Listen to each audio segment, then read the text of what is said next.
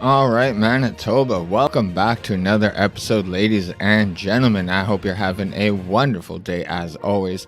Real fast, Manitoba, like, share, subscribe, do all that good stuff that helps out the show, especially sharing. Manitoba Freethinker Podcast on Facebook, YouTube, and Rumble. That's MB Freethinker on TikTok and X. But Manitoba, the big ask would be go and share the show on Rumble. Share that link. That's the big ask because I'm fighting that inevitable. I can't say that word. Inevitable Facebook ban. Anyways, Manitoba. Pierre Poilievre is in Winnipeg. Let me know in the comments below if you guys think I should have went to that and recorded it. I kind of figure it's going to be the same old rah speech. And elections are still a year away, so it's really nothing's going to change for at least a year. But Manitoba, in case you haven't seen the news, the AI Easter Bunny is making the news because, well, let's just say it makes Manitoba look like a realist province. I'm sure you guys have seen this going along through the news cycle. Psychopathic Manitoba AI Easter Bunny maybe just dealing with a lot, says creator. A Canadian history podcaster used AI to generate an Easter bunny for every province and territory, an idea seemingly as sweet as a basket of chocolate Easter treats. British Columbia's plaid-clad bunny in hipster glasses against a picturesque mountain backdrop. Quebec's impeccable dressed bunny sipping coffee on a trendy patio, and none of its Easter bunnies so dapper in a parka on the tundra under the northern lights. Garnered 38,000 shares and nearly 2,000 comments on Canadian History X's Facebook page. Even Nova Scotia's moody fishing bunny navigating a rough sea had charm, as did Newfoundland's older, distinguished, beer-loving bunny. Can I buy Prince? Asked one Facebook commenter. You did well in presenting each of our provinces. Love them all, wrote another. But stopping many mid-scroll was Manitoba's Easter bunny looking possibly rabid in the driver's seat of a rusted-out blue pickup truck. Only slightly bluer than their rabbit's disheveled fur. Ooh, Manitoba bunny looks so angry, wrote one commentator. Manitoba deserves a better bunny, wrote another. Hundreds more expressed shock and confusion and a lot of LOLs. Creator Greg Biard of Canadian History X grins when asked what's up with Manitoba's Easter bunny. I always like to have one that gets people talking, Biard tells Global News from his home in Stony Plain, Alberta, 40 km west of Edmonton. Quote, I just saw him as somebody who's been working all day out on the farm. His eyes might be a little bit off, but he could just be very tired. Obviously, some people interpret it as, the scary psychopathic bunny, end quote. The big question, what was AI told about Manitoba to make it render such a disturbing rabbit? Quote, all I actually said was I wanted an anthropomorphic bunny, Easter bunny, in a pickup truck in a field, and that's the one that came out, Biard explains. And I was like, you know what? I don't mind this one. BR did a similar campaign with Santa for each province, garnering more than 600 views on X, formerly known as Twitter. And his Canadian politicians, reimagined as rock stars, also made national news. While some might have nightmares, most just had a good laugh. BR's former journalist says it's a tool to get people buzzing about historical people, places, and things.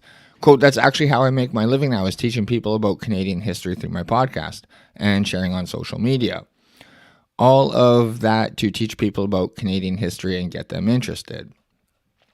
All right, Manitoba, so I will show you guys each of the provinces and territories that were made, and you guys be the judge. I'm just going to go ahead and say that Manitoba's bunny is just probably a realist, and maybe he came back from the grocery store after paying our outrageous costs. Maybe he just filled up his pickup truck. Manitoba, comment below. Let me know what you think our bunny is doing and why he looks like that. I think he's just fed up of 8 years of Trudeau. But anyways, Manitoba, let's take a look. Sorry about that. I hit the wrong button. Boom. Go full screen. All right, so this is British Columbia. Okay. Alberta.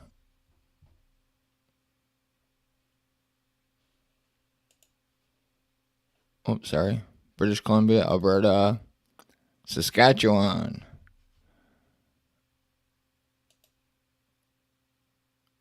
There's Manitoba. You guys comment below which one's the best. Ontario, Quebec, New Brunswick, Nova Scotia, Prince Edward Island, Newfoundland and Labrador. None of it. Northwest Territories, Yukon. All right, Manitoba, so you guys be the judge on which one's the best or the worst. Let me know in the comments below. All right, so in other news, Manitoba, University of Winnipeg Network still reeling from cyber incident. The U of W has reported the incident to the Winnipeg Police, Canadian Centre for Cybersecurity.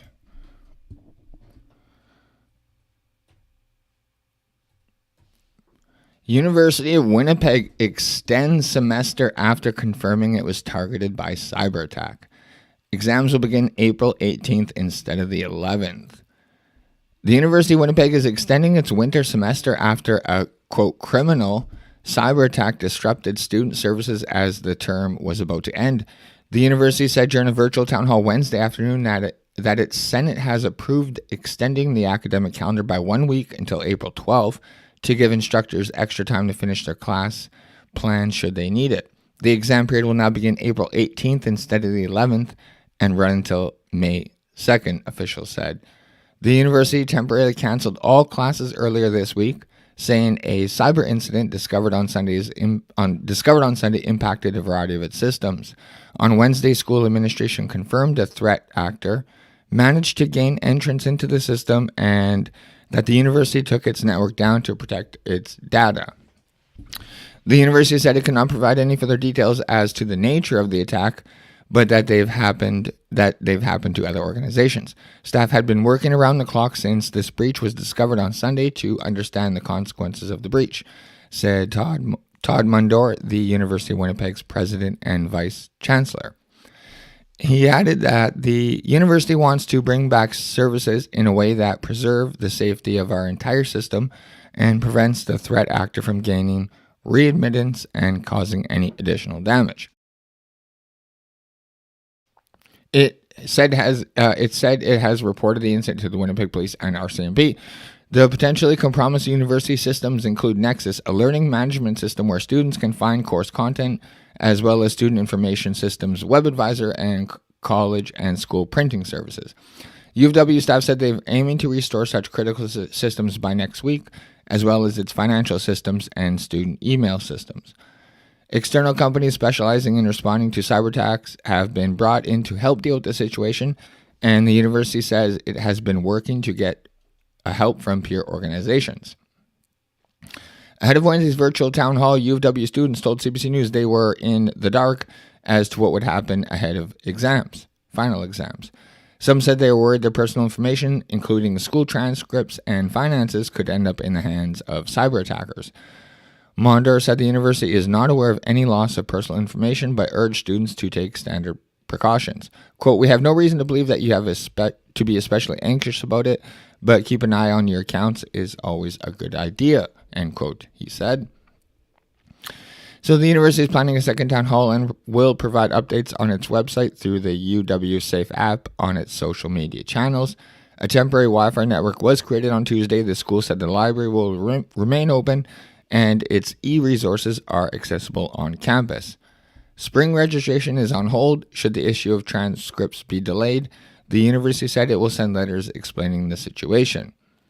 The university said convocation should still happen on time. So in Manitoba, we have had cyber attacks and some threats. Winnipeg Law Courts building reopened after threat. Police share no information on the nature of the threat.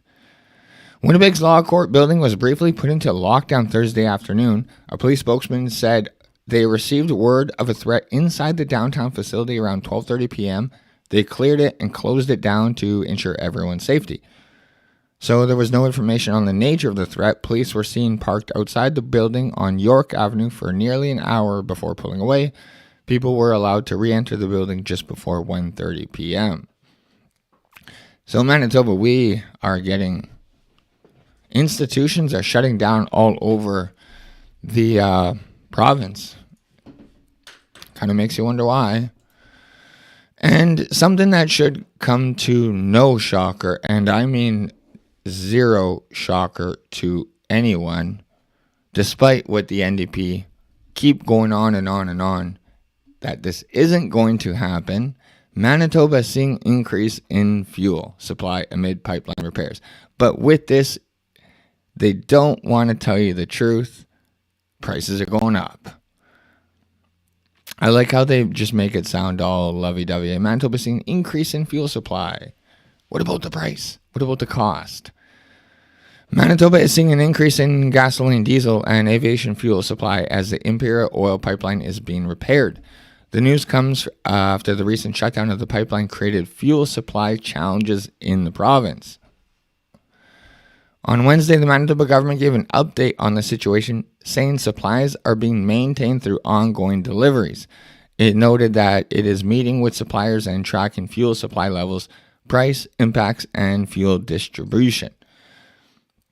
Manitoba, I have a sneak peek at a fuel delivery trying to make its way to Manitoba.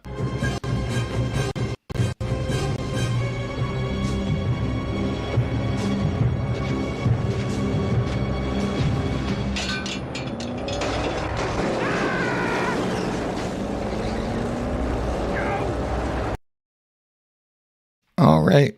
So everybody wants that fuel, but I hope they make it. Well, continue though. Work is currently underway to upgrade the offloading capacity at fuel terminals in Winnipeg. Once finished, these upgrades will increase the volume of fuel that can be transferred from rail to track for distribution. Imperial Oil has informed the province that preparations are underway to replace the affected section of the pipeline near St. Adolphe. Provincial inspectors are monitoring the work. All right, so Manitoba, like I said, I will keep you informed if it makes it. And in other news, Manitoba government says new minor illness clinic first of many. Manitoba, comment below. What is your first thought when the NDP government is opening up a new clinic? Any kind of clinic. I'll tell you what my thought is. How are you going to staff it? Because that's the problem. That's the entire problem in Manitoba. Nurse shortage, doctor shortage. You could build as many as you want. How are you going to staff it? But I will read on. The Winnipeg Free Press. The Manitoba government has announced a new minor injury and illness clinic will open in Brandon this fall. The province says the clinic is part of a $17 million plan to open 8 such clinics across Manitoba and reduce the demand on hospital emergency departments. Premier Wab Kinew said details will be released in the provincial budget on Tuesday. Quote, the minor injury and illness clinic effectively functions like an urgent care center, said Kinew as he addressed the crowd of hospital staff during a news conference at the Brandon Hospital. It's for those maybe less acute conditions. You get hurt at the hockey game, your kid has a fall on the playground, maybe you have strep or some other condition that's maybe not quite at the level of ER, but you do need to get it addressed right away, end quote. The Brandon Clinic is to be staffed by physicians, nurse practitioners, and nurses to operate 12 hours a day, 7 days a week. Patients will be able to book same-day appointments and connect with providers via virtual care, either by phone or online, with the hope of reducing the number of people who go to the emergency room, which will reduce wait time, said Prairie Mountain Health CEO Brian Schoenbart. The plan is to open an interim minor injury and illness clinic this September, said Schoenbart, and who confirmed the Brandon Clinic, located 1 block west of the hospital, is a potential site.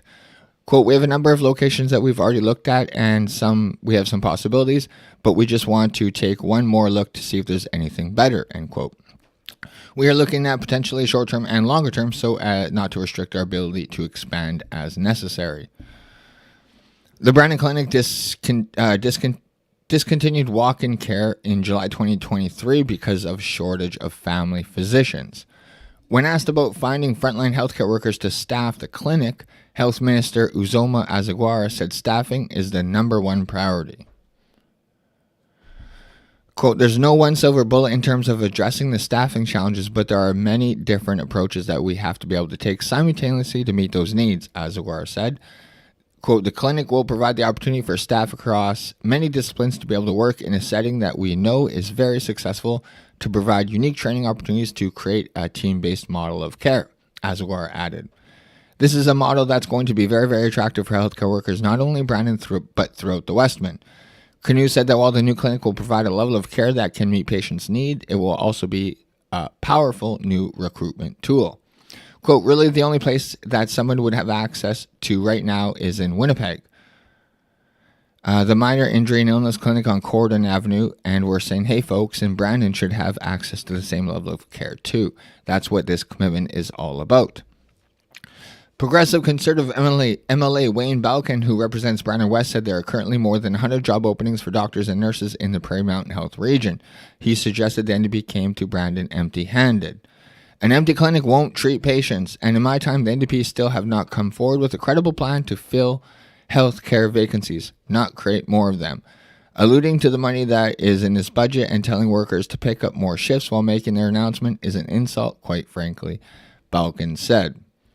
As Canoe and Azagwara encouraged the healthcare workers to attend their listening tour set for Thursday at the Brandon Hospital, the Premier and Health Minister announced a listening tour last November, saying it would give healthcare workers a chance to share their ideas, concerns, and priorities about helping to fix the system. Brandon is the fourth of 7 stops. It's away from the media and it's away from management also, so you could speak freely, said Canoe. The New Democrats promised during last year's election campaign to open clinics, hire more healthcare workers, and reduce wait times.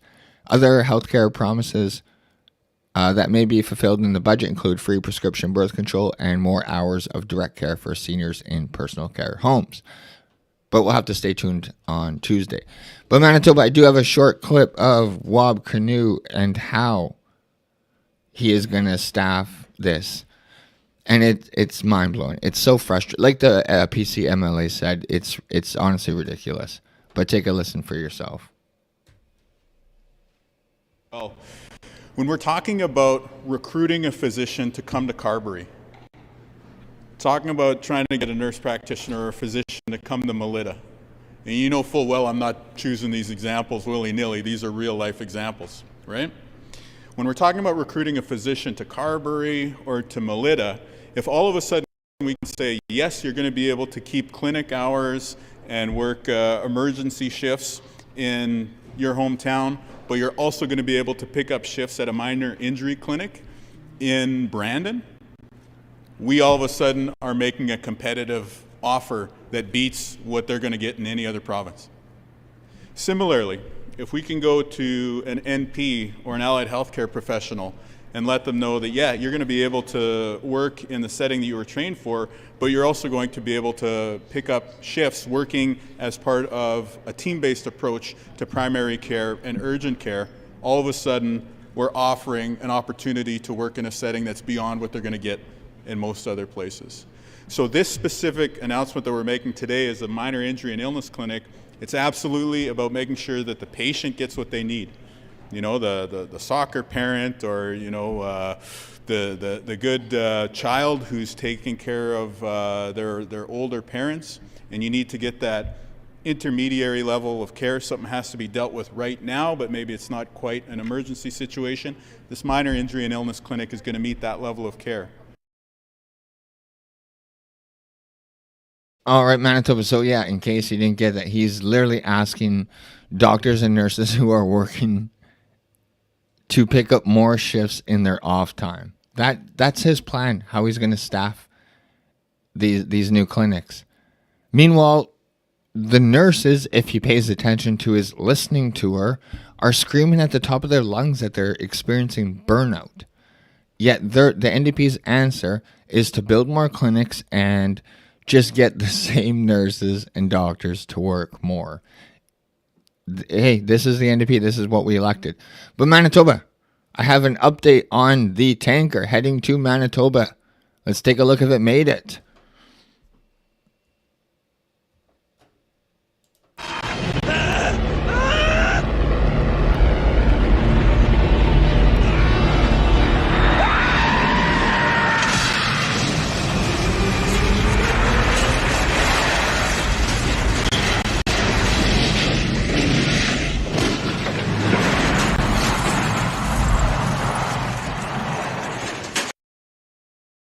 Okay, so bad news. Guess gas is going up. All right, Manitoba. And the last article I'm going to end the show off with is, I don't know how aware you guys are, but this is going to make everything cost more, and it's also going to cause a lot of layoffs. Manitoba restores 1-to-1 apprenticeship supervisor ratio for skilled trades. This is literally just a big, nice, warm hug to the union, as Wab Canoe will say. Manitoba's NDP government made good on its election promise to reverse a change made to provincial labor standards by former PC Conservative government, but the latest move isn't being welcomed by all. The province is restoring the 1-to-1 ratio of apprentices to journeymen that supervise them, according to the government news release issued Wednesday. The previous standard allowed a journeyman to supervise up to 2 apprentices. The NDP has called that ratio unsafe and countered to the need to attract more skilled workers. Manitoba, I'm in the trades, I'm an electrician, I'm going to tell you right off the bat, NDP is completely wrong. First of all, you could definitely supervise 2 apprentices as a journeyman. There are a lot of parts in the job where you're just carrying stuff or just drilling mindless holes all day. So instead of paying someone $16 an hour to do mindless tasks, they're going to have to pay someone $45 an hour. It's going to make everything cost more.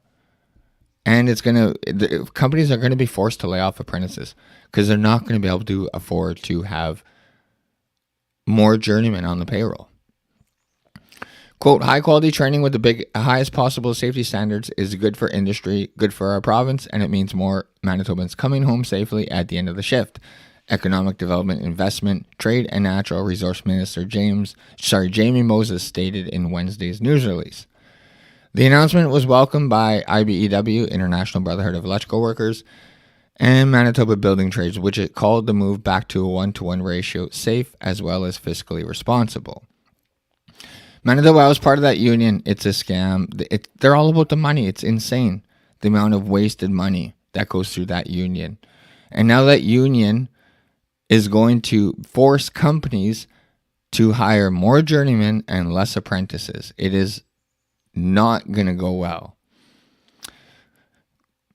I'll read on though. It is a breath of fresh air to have a government that has the courage to listen to workers. Move back to 1-to-1 will help keep all electricians safe, and we're grateful, end quote, said Dave McFell, business manager with IBEW Local 2085, said in the province's news release. This guy, he's in it for himself, Manitoba. I'm telling you, this is not good. But the Winnipeg Construction Association issued its own news release on Wednesday to express disappointment with the government's decision. Association President Ron Hambley said it was extremely disappointing to see Manitoba move backwards on this, and that this decision won't help industry train more skilled workers. Manitoba, that is obvious. That should be obvious to everyone with half a brain. This is not going to help. The association said that the change might force apprentices to train under journey persons who are unwilling to provide their expertise. It added that it might make it more difficult for rural and northern apprentices to find a journeyman to train under, cost current apprentices jobs, and make it more difficult for apprentices to graduate. All of that is true. The association said 2024 survey set of its members companies found 80% would reduce the number of apprentices they were able to hire if the ratio changed back to 1-to-1. And 63% of respondents said they would be forced to lay off apprentices. There you go, Manitoba. That is exactly what's going to happen. Massive layoffs, despite the fact that the unions are going to tote this off as a win. But it's just going to put Manitobans on the books, waiting to be hired. But Manitoba, either way, comment below, Manitoba. I want to know if any of you guys made it out to Pierre Poilievre and heard his speech. Like I said, I didn't want to go because I figured it's going to be the same rah-rah speech as always, and we're still a year out from the election. But Manitoba, thank you so much for tuning in to another episode. The big ask, like I said, as always, is Manitoba Freethinker podcast on Rumble. That is the big ask. Please go there. This is a live show Tuesday and Thursday, 7 o'clock. So tune in next Tuesday, Manitoba. Like I always say, I sometimes go live on Saturday. But if not, Manitoba, I will see you guys Tuesday, 7 o'clock. Bye.